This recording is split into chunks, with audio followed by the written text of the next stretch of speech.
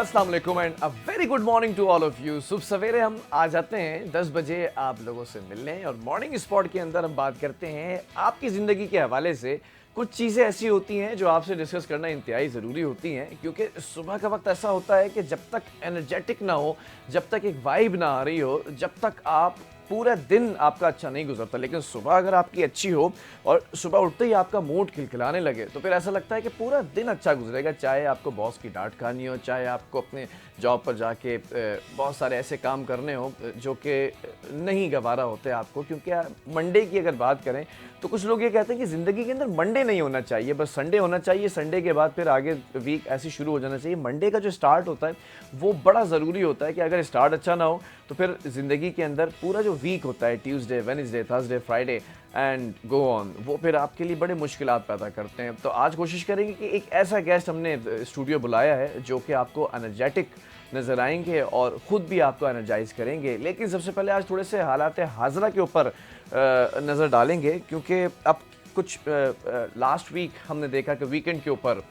कुछ अपडेट्स सामने आई, इंटरनेशनल सतह पर क्या कुछ होता रहा। और कुछ अभी बस मैं आके बैठा ही था कि हमारे स्पेशल कॉरेस्पॉन्डेंट ने हमने एक ख़बर दी जिसके अंदर ये बात सामने आई कि जो नताशा हैं, कारसाज हादसे के अंदर जो मुलजिमा थी, उनको जेल में रखा गया था।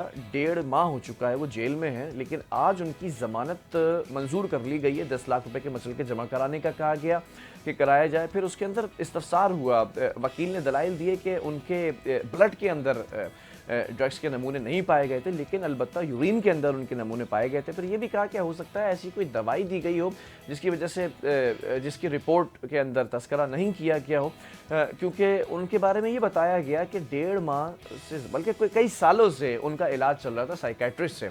लेकिन अब बहरहाल ये बताया गया कि एक केस के अंदर तो सुलह हो चुकी थी, जो एक FIR थी उसके अंदर जो मुद्दई थे उन्होंने सुलह कर ली थी, एज वी डिस्कस्ड अर्लियर। और दूसरा केस जो था इनके ऊपर, उसके अंदर अब ये ज़मानत हो चुकी है। बहरहाल अब देखना ये है कि आगे केस चलेगा तो अब वही मामला था जो हमने कहा था पहले, ठंडा हो जाएगा तो वो 1.5 माह लगा और खाना ठंडा हो गया है।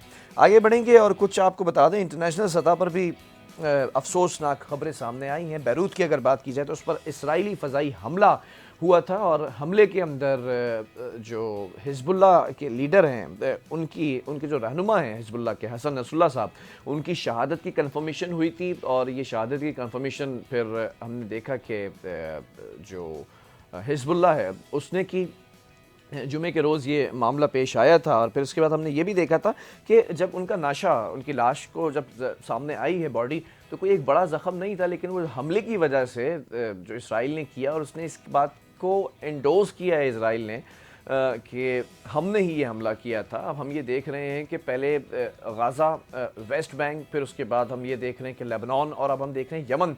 ये कॉन्सिक्वेंसेस क्या होंगे, इसी पर आज हम बात करेंगे। और just we are going to start our morning show with this international topic.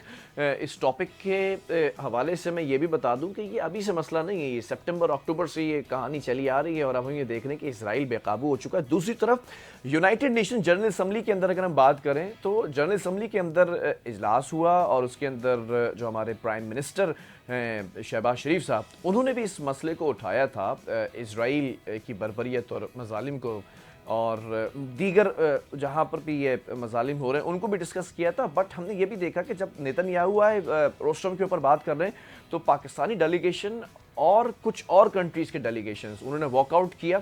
ये तमाम चीज़ों को हम डिस्कस कर लेते हैं। हमारे साथ इंटरनेशनल जर्नलिस्ट हैं, सीनियर एनालिस्ट हैं, और हमेशा बैनुल-अक़वामी सतह पर जो तज्ज़िया होता है उसके अंदर महारत रखती हैं हुमा बक़ाई साहबा।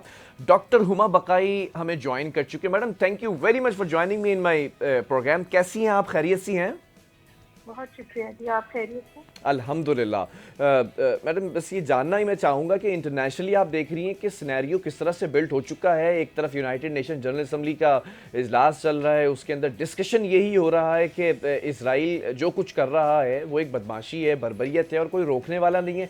दूसरी तरफ इसराइल ये इंडोज कर देता है कि लेबनान के अंदर जो हमला हुआ है बैरूत में, और उसमें हसन नसरुल्लाह की जो शहादत है वो कन्फर्मेशन हो जाती है।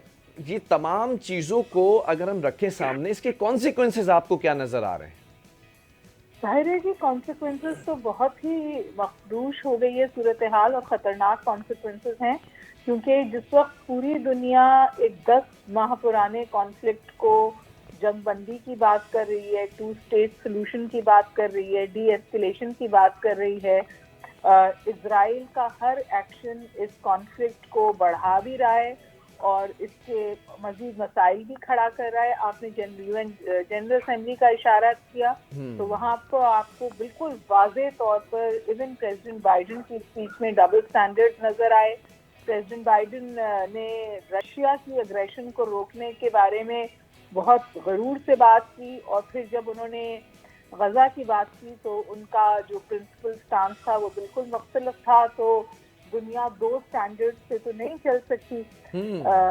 और अगर हम मिडल ईस्ट की बात करें तो देखें कि सूरत हाल कुछ इस तौर है कि एक एक्सेस ऑफ रेजिस्टेंस था मिडल ईस्ट में इजराइल के बरखिलाफ, और 7 अक्टूबर के वाक़े को ढाल बनाकर अब एक के बाद एक इजराइल इस पूरी एक्सेस ऑफ रेजिस्टेंस को तबाह करना चाहता है। तो वॉर जो है अब वो 3 प्रॉन्ग हो गई है। जो हमास के खिलाफ शुरू हुई थी, उसमें अब उन्होंने पहले ईरान को भी घसीटने की कोशिश की, और फिर हिजबुल्लाह को लेबनान में टारगेट किया, और फिर यमन को टारगेट किया। लेकिन ये ध्यान रखना चाहिए कि वो इस तमाम प्रॉक्सी वॉर जो मिडल ईस्ट में होती हैं, इसका जिम्मेदार ईरान को समझते हैं, और असल टारगेट जो है वो ईरान है।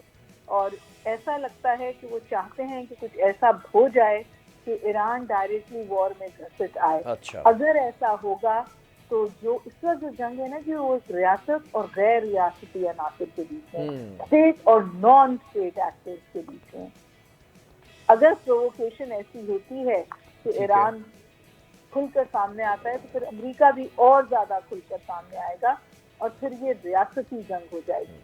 एज इट इज पूरे खित्ते में आग लगी है। खौफ ये है, डर ये है कि कहीं ये ग्लोबल कॉन्फ्लिक्ट ना बन जाए। ठीक है डॉक्टर साहब। जी डॉक्टर साहब, कतई कलामी की माफ़ी चाहूँगा, लेकिन I just want to ask one more question कि आपने जिस तरह से पूरा सिनेरियो बताया बिल्कुल एग्जैक्टली ऐसा ही हो रहा है, लेकिन ज़रा इस पर भी मैं चाहूँगा कि आप रोशनी डालें, आपकी मौजूदगी का फ़ायदा उठा लिया जाए यहाँ से। नेतन्याहू की अगर बात की जाए, हम देख तो रहे हैं कि बॉडी लैंग्वेज बड़ी कॉन्फिडेंट है और बड़ी जुल्म और बर्बरियत की जो बातें की जा रही हैं वो तो हो रही हैं, लेकिन व्हाट आई सी बड़े डरे हुए एक पर्सनालिटी है, बड़ी डिप्रेस्ड पर्सनालिटी है, जो कि मुझे ऐसा लग रहा है, इसको ज़रा आप बताइएगा कि सही है कि गलत है। जिनसे मुआहदा किया है, जिनसे वादा किया है कि लैंड उनको देनी है अपने आकाओं को, तो वो अगर गज़ा के अंदर नहीं नाकाम हुए हैं, कामयाब नहीं हुए गज़ा में, फिर वो जा रहे हैं आगे दीगर लैंड्स को एक्वायर करने, फिर अब ये लेबनान की तरफ गए हैं, फिर अब यमन की तरफ गए हैं। तो क्या प्रेशर बिल्ड हुआ है नेतन्याहू के ऊपर कि कुछ भी करके कुछ एक टाइम फ्रेम के अंदर ये तमाम जगह खाली करानी है तुमने? नहीं, मेरा नहीं ख्याल कि ये प्रेशर है नेतन्याहू पे। तो उस वक्त ये प्रेशर है तल अवीव के अंदर से भी। जो सबसे बड़ा प्रेशर है वो ये है कि जी जो होस्टेजेस हैं, जो यरगमाली हैं, उनको रिलीज किया जाए, और बावजूद एक्सटेंसिव यूज ऑफ फोर्स के, एक्सपेंशन ऑफ द कॉन्फ्लिक्ट के, वो यरगमालियों को रिलीज नहीं करा पाए। अच्छा। उनके ऊपर जगह खाली करने का या 2 स्टेट सोल्यूशन का कोई प्रेशर नहीं है। वो तो वो पता नहीं साल से सस्टेन कर रहे हैं। और जो हिजबुल्ला है ना, हिजबुल्ला को कमजोर करना या डिसमेंटल करना को इजराइल अपनी बहुत बड़ी जीत समझेगा, क्योंकि 2006 में हिजबुल्ला ने इजराइल को बहुत बुरा पुशबैक दिया था। तो गो के इजराइल पूरा इस वक्त जंग में अपने प्राइम मिनिस्टर के साथ नहीं है, लेकिन नसरुल्लाह की एलिमिनेशन पर और हिजबुल्लाह पे जो अटैक्स हो रहे हैं लेबनान पे, वहां पर तकरीबन जश्न है इजराइल में।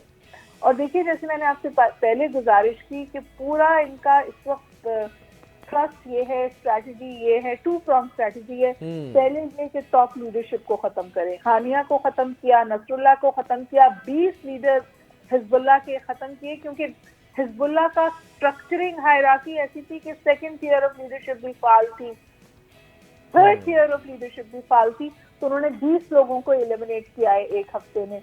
और फिर जाहिर है जो ईरान के इमाम खमीनी हैं वो अंडरग्राउंड चले गए, क्योंकि जाहिर है कि खदशा है कि वो जो है उनको भी टारगेट करके खत्म किया जाएगा। और इस वक्त जो हम नई चीज जंग में और उस कॉन्फ्लिक्ट में देख रहे हैं वो आर्टिफिशियल इंटेलिजेंस और टेक्नोलॉजी का इस्तेमाल है। ठीक है। आज की जंगें न्यूक से नहीं लड़ी और हारी जाएंगी, आज की जंगें जो हैं वो टेक की सुपरमेसी से जीती और हारी जाएंगी। और टेक की सुपरमेसी में मेरा ख्याल है कि इजराइल बहुत आगे है अपने दुश्मनों से। ठीक है डॉक्टर साहब, अब एक आखिरी सवाल भी मैं चाहूँगा कि इसका भी आप ज़रा सा हमें बताएं कि ये क्या होने जा रहा है।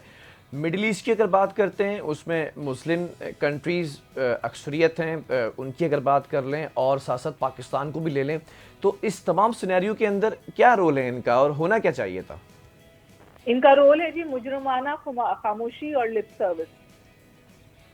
ठीक है। इसके आगे मुझे कोई रोल नजर नहीं आता। और देखिए, हमें थोड़ा अगर हम तारीख में झांक के देखें तो इजराइल ने इतना फास्ट डिप्लोमेटिक फुटवर्क किया था कि अगर 7 अक्टूबर का वाकया ना होता तो इजराइल को डिप्लोमेटिक रिकग्निशन मिल गई थी और कोई कुजा नहीं थी इनकार से ये बात कि पाकिस्तान भी वो रिकग्निशन दे देता। इस हवाले से बहुत डिबेट थी पाकिस्तान में। अच्छा, ये बड़ी एक डिप्रेसिंग सी बात है, बट आपकी बात में बड़ा वजन है। खैर डॉक्टर साहब बहुत शुक्रिया आपके वक्त का। डॉक्टर हुमा बकाई हमारे साथ मौजूद थी। एक वक्फे की तरफ जा रहे हैं, लेकिन वक्फे से जाने से पहले एक बड़ा जुमला जो है वो सामने आया है कि पाकिस्तान भी एक्सेप्ट कर सकता था, इतना प्रेशर था। और ये जो खामोशी है मुस्लिम वर्ल्ड की, ये बड़ा सवाल निशान है। बहरहाल एक ब्रेक की तरफ जा रहे हैं, ब्रेक से जब वापस आएंगे तो फिर जो एनर्जेटिक गेस्ट का मैंने जिक्र किया था हम उससे आपको इंट्रोड्यूस कराएंगे।